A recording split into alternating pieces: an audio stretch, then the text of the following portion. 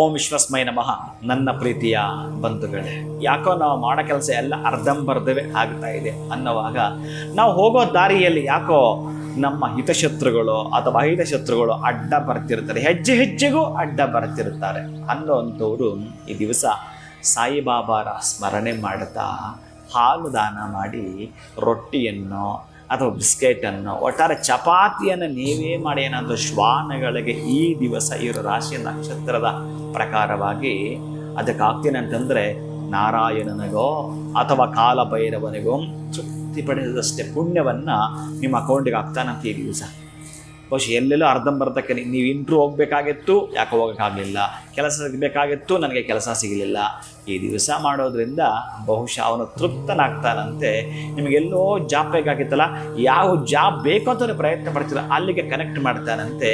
ಈ ದಿವಸ ಹಾಲು ಮತ್ತು ಚಪಾತಿಯನ್ನು ನೀವು ದಾನ ಮಾಡೋದ್ರಿಂದ ಒಂದಷ್ಟು ಪಶು ಪಕ್ಷಿಗಳಿಗೆ, ಶ್ವಾನಗಳಿಗೆ ಹಾಕೋದ್ರೆ ಶುಭಂಭೂಯ, ಒಳಿತಾಗಲಿ.